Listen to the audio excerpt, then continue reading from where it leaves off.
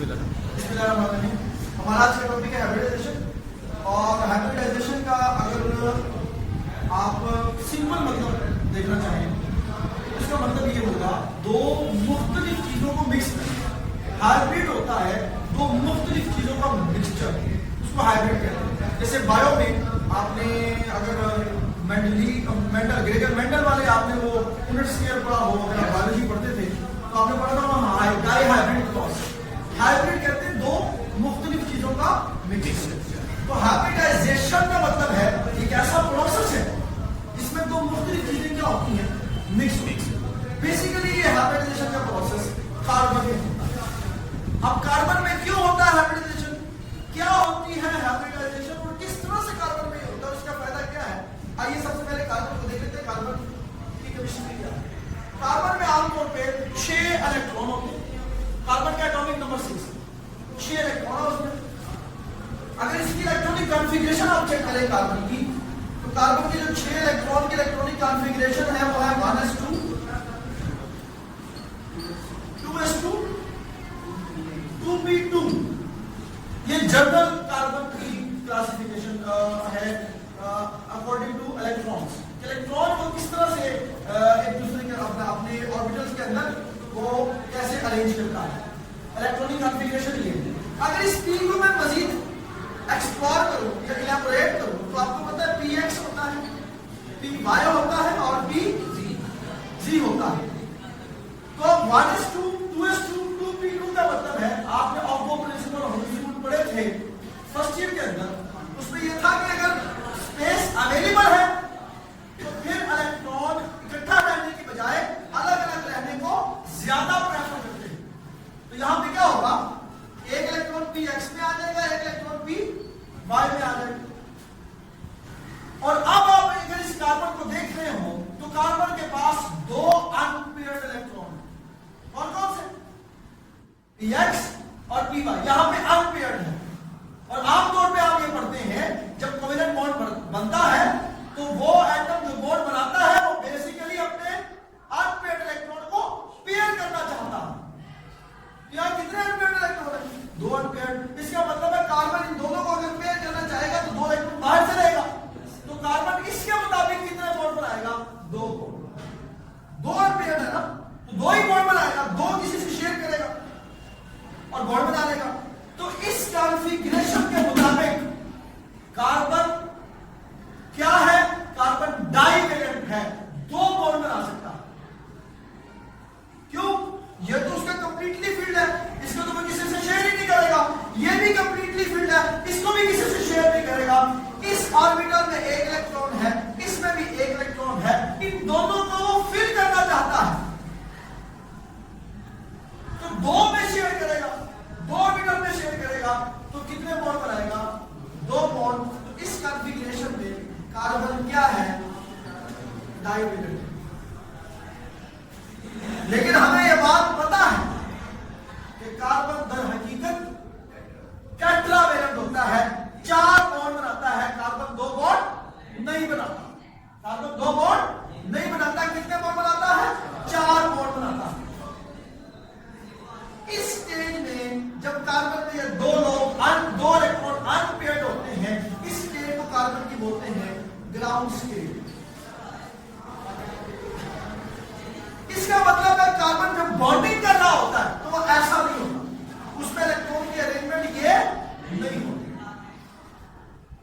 होता कुछ ऐसे है कि कार्बन थोड़ा एक्साइट होता है,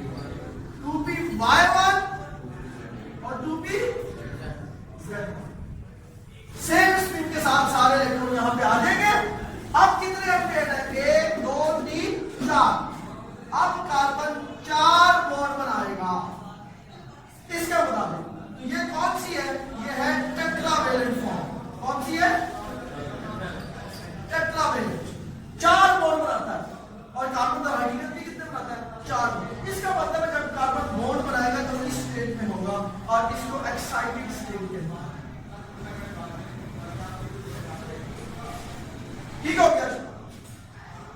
अब यूं होता है कि आपके पास एक्साइटेड स्टेट है, जो वैलेंस शेल है कार्बन का, आखिरी शेल को वैलेंस शेल कहा जाता है। उसमें आपके पास कितने ऑर्बिटल ऐसे हैं जिन्होंने बॉन्ड बनाना है? 4 वैलेंस शेल के अंदर। एक एस का है, 3 ऑर्बिटल पी के। ये एक एस का और 3 पी आपस में क्या हो जाते हैं? मिक्स हो जाते हैं। पहले तो इनकी जरा शेप देख लें। एस की शेप होती है स्फेरिकल। एस की शेप क्या होती है? Spherical shape. P x, P जो है ना, पी की शेप होती है डबल। ये पी की शेप होती है। इस पी की ओरिएंटेशन के मुताबिक इसके नाम है। अगर डबल शेप एक्स एक्सिस में है तो इसको पी एक्स कहते हैं।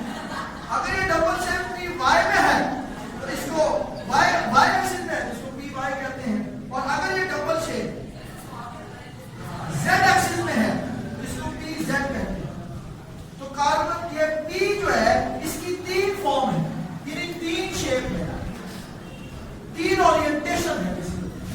एक्स एक्सिस में पी एक्स, वाई एक्सिस में पी वाई और जेड एक्सिस में पी जेड। शेप इसकी डबल है, एक ही शेप है, लेकिन अगर वो इस तरह से अरेंज है तो पी एक्स कहेंगे, पी वाई में अरेंज है तो पी वाई कहेंगे, वाई में अगर अरेंज हो, और जी एक्सिस में अरेंज हो तो पी जेड कहेंगे। अब अगला प्रोसेस आता है, ये 3 लोग पी वाई, पी जेड और पी एक्स, 3 पी है और एक एस है। ये जब आपस में एक दूसरे के साथ मिक्स हो जाते हैं, एक दूसरे के साथ मिक्स हो जाते हैं, तो इसकी इनकी मिक्सिंग को, ये 3 पी और एक एस अगर आपस में मिक्स हो जाए तो इनकी मिक्सिंग को हाइब्रिडाइजेशन कहा जाता है। जो मैंने पहले बताया है कि हाइब्रिडाइजेशन का मतलब क्या होता है? 2 मुख्तलिफ चीजों की मिक्सिंग। यहां पे मुख्तलिफ चीजें क्या है?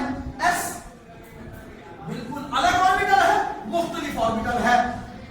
एस स्फेरिकल है, पी डबल शेप है, ये और ऑर्बिटल है। इसकी नेचर और है, इसकी नेचर और है। 2 अलग अलग नेचर के ऑर्बिटल आपस में मिक्स हो रहे हैं, तो इसकी मिक्सिंग को क्या कहा जाता है? हाइब्रिडाइजेशन कहा जाता है। अब हाइब्रिडाइजेशन के आगे 3 टाइप्स होती है जो आपके सिलेबस में है। 3 टाइप जो आपके सिलेबस में है वो कौन सी है? एक sp3, एक sp2 और एक sp। पहली बात तो ये है, हाइब्रिडाइजेशन का नाम क्या रखा जाए? इस हाइब्रिडाइजेशन का नाम क्या रखा जाए? तो आप खुद मुझे सोच के बताएं किन किन लोगों में ये मिक्सिंग हो रही है। एक एस में हो रही है और एक टाइप, 2 टाइप ही हो रही है ना जिनमें हाइब्रिडाइजेशन हो रही है। 2 टाइप है ना बेसिकली ऑर्बिटल की जिनमें मिक्सिंग हो रही है। एक एस है और एक पी है। फिर पी के आगे 3 ओरिएंटेशन है। तो बेसिकली इस मिक्सिंग को हम एस पी का नाम देंगे। पी कितने यहां पे हो रहे हैं मिक्स? अगर ये 3 पी मिक्स हो जाए, एक एस के साथ 3 पी मिक्स हो जाए तो इसका नाम होता है एस पी। कितने मिक्स हो? 3, तो नाम होगा sp3। फिर सुनो, हाइब्रिडाइजेशन का मतलब है एस और पी का मिक्स होना। यहां इस केस में एस और पी मिक्स हो रहे हैं, एस ऑर्बिटल और पी ऑर्बिटल मिक्स हो रहे हैं, तो इसका नाम है हाइब्रिडाइजेशन। कितने एस कितने पी मिक्स हो रहे हैं? 3 पी, तो नाम हुआ sp3। अब तवज्जो से बात सुननी है, यहां आपने ये बात गौर से ही देखनी है कि मिक्स होने से पहले कितने ऑर्बिटल आपके पास मौजूद थे? 4 ऑर्बिटल आपके पास मिक्स होने से पहले थे। कौन कौन से?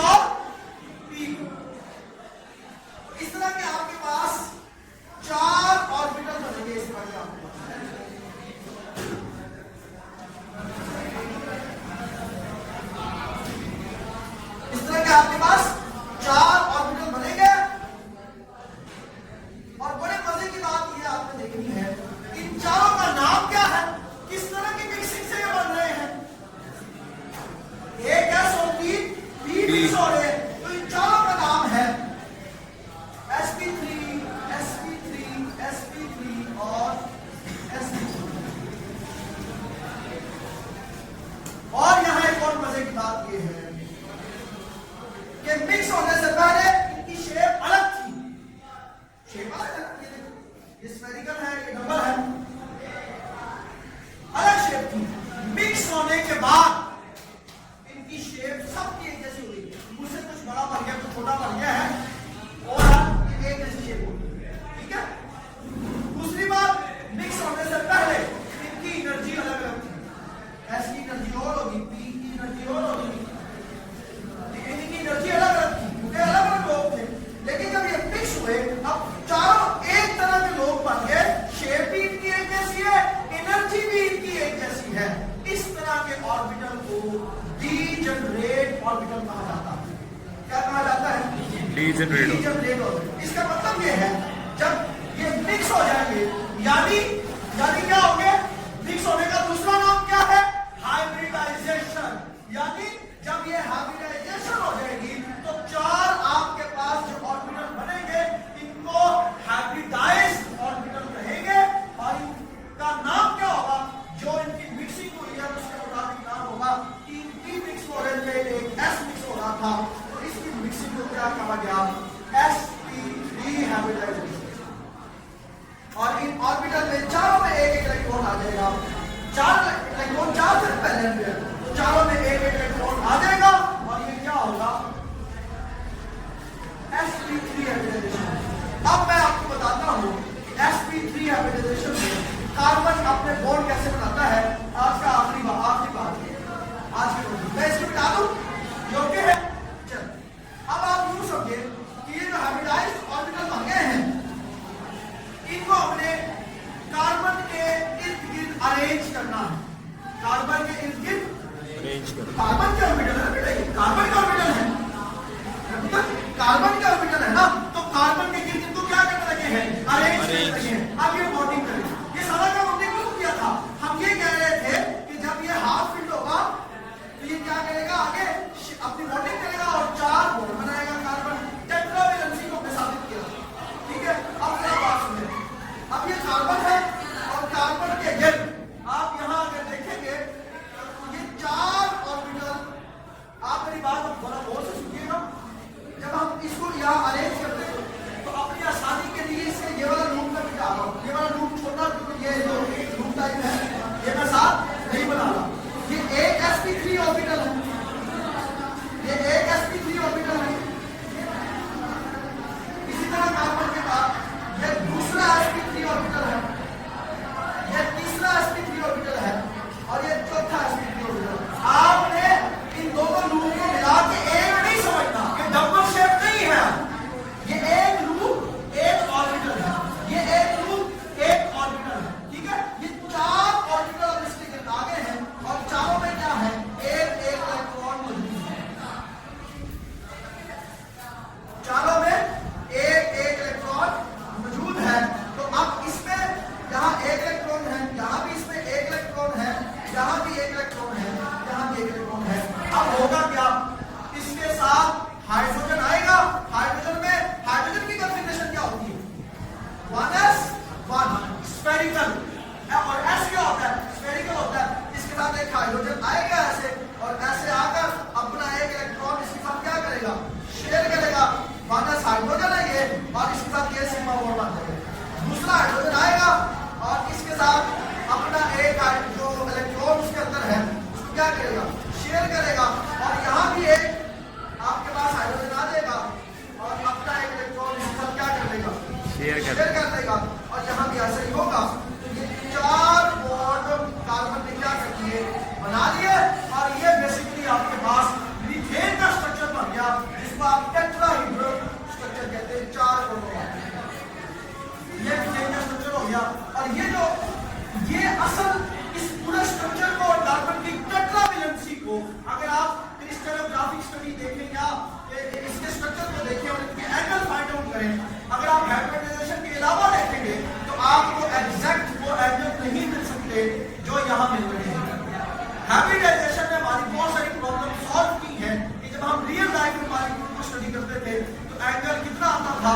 हाइब्रिडाइजेशन भी उतने एंगल बताता है जो हमारी फाइंडिंग्स है, ठीक है। तो हाइब्रिडाइजेशन की वजह से हमें यह बात पता चली है कि कार्बन के चार बॉन्ड कैसे बनते हैं और इनके दरमियान में एंगल